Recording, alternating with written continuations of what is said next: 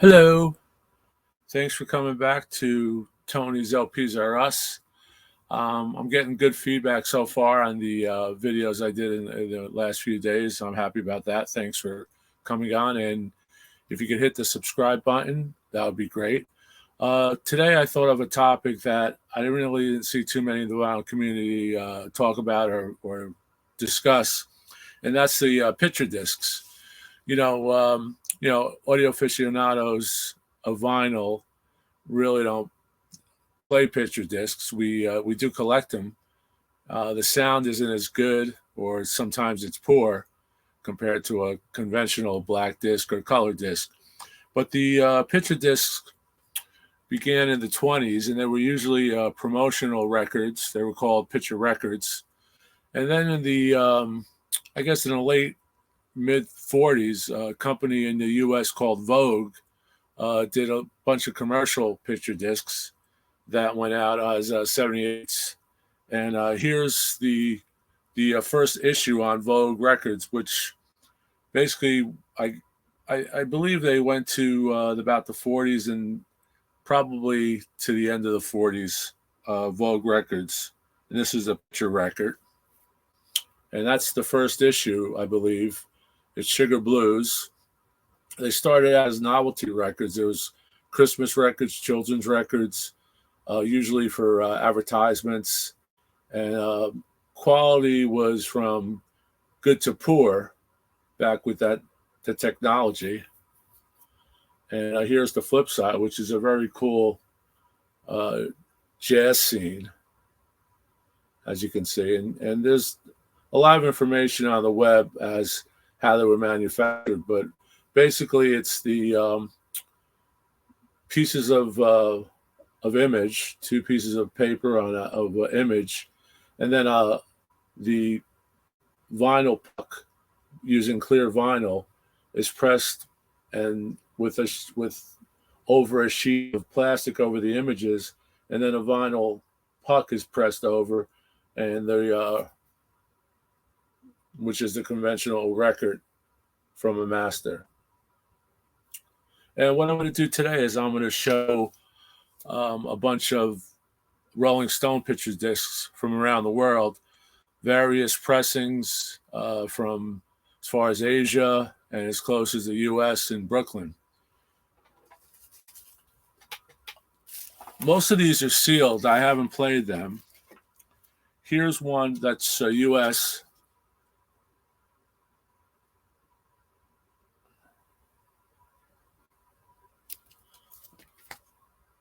This is the Rolling Stones, England makers, hit makers.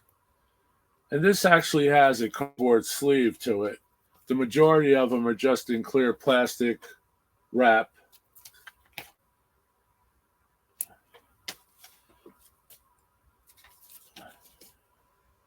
Here's another U.S. Precious Stones limited edition. And this also has a cardboard sleeve. And here's the actual disc. They're really cool. They're a lot of fun. People display them. People play them. They don't sound too bad.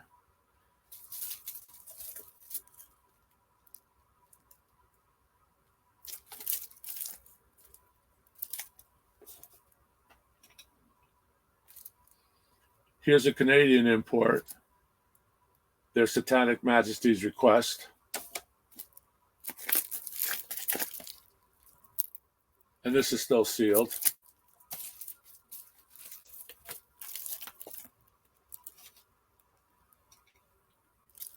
Here's one from Asia.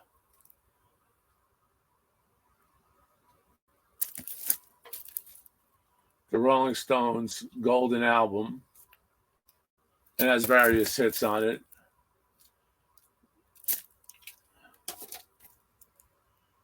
And as you can see, it has Asian, it's written in Asian there. Pretty cool. It's a great one. Very nice. Here's the Rolling Stones, which was the band cover. The U.S. was banned, as you know. It was a toilet scene, which we couldn't do back then. And this is from South America.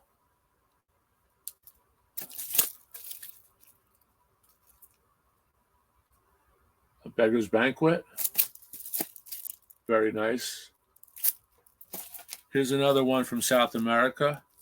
It's Only Rock and Roll.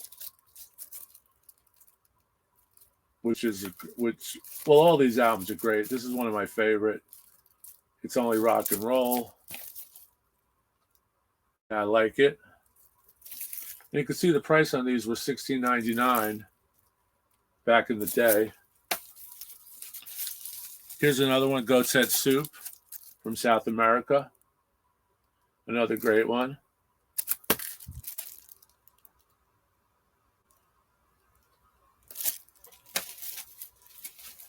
Here's another copy of Goat's Head Soup.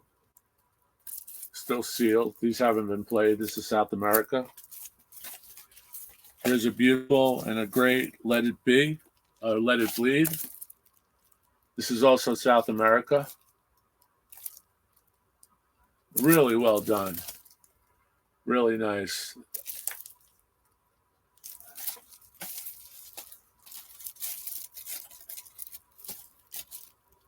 This is a Mexico release. 2,000 Light Years from Home is the name of it.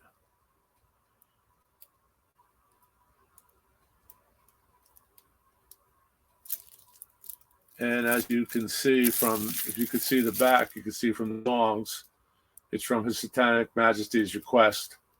It's just renamed 2,000 Light Years from Home. Fearless label. It's a Mexican release. I hope you can see that. These are really cool. Here's another, same one. Printed in Mexico. Hope you can see that okay. This is looking pretty good there. And here's Out of Our Heads.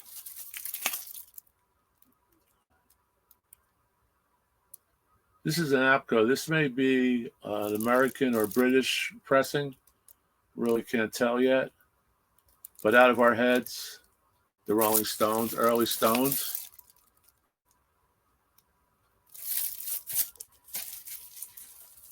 Here's a compilation, Rock and Rolling Stones.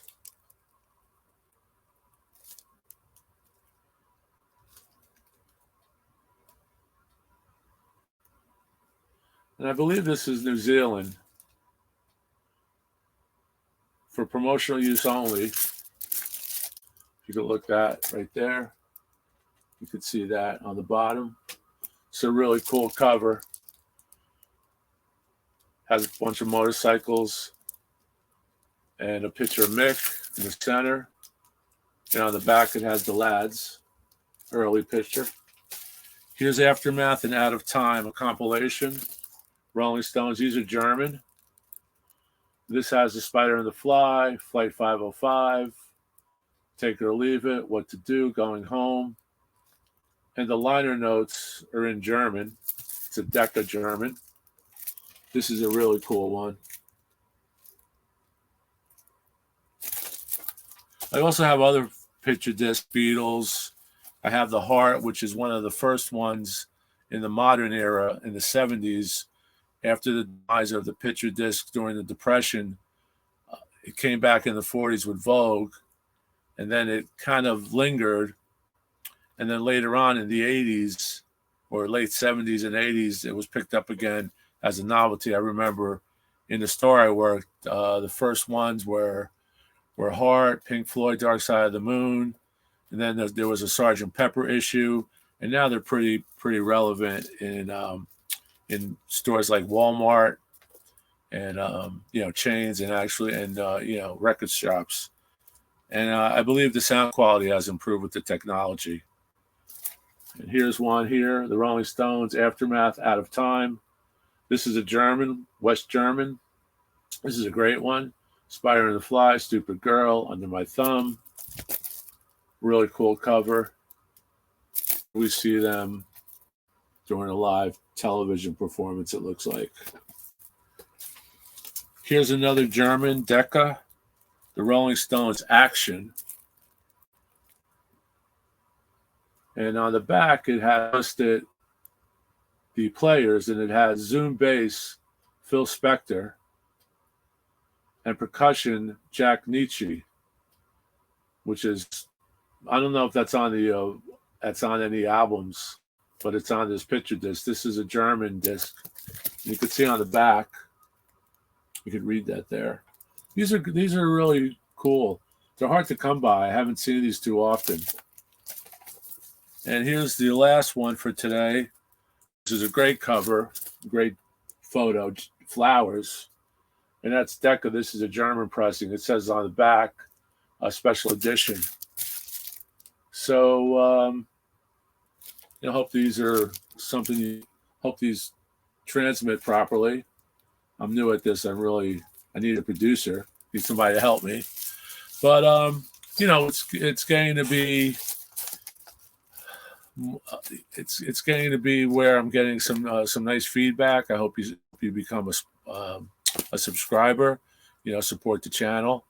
And if you have any requests for topics, please feel free to write in the comments. I'm going to do some things on the myths of shrink wrap on a record. I believe that shrink wrap should be kept on a record if possible.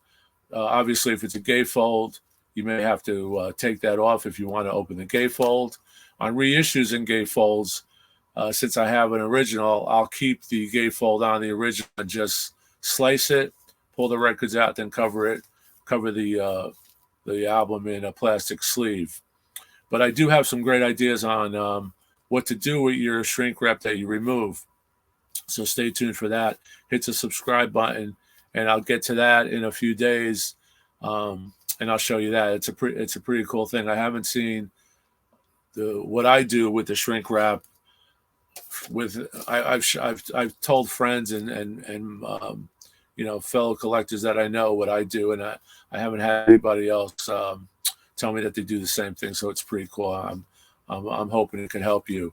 Like I said, shrink wrap should stay on the record. I really cringe when I see other people in the vinyl community open up a new record and unboxing and just tear the shrink wrap. They'll save the hype sticker, but they tear the shrink wrap off, and it's really not going to warp the record. I've got records that are probably 50 years old with shrink wrap with the hype sticker. They're beautiful. Sometimes with the price of the record from the record store written on it back in the day, $2.99 for, say, the first Boston album, and with the shrink wrap and all the hype stickers. And that, I think, increases the value of your used records, if one wanted to sell them, or just aesthetically they're better. So thanks a lot, and like I said, leave any comments behind, and we'll see you soon. Keep rocking. Tony's LPs are us, signing off. Thank you.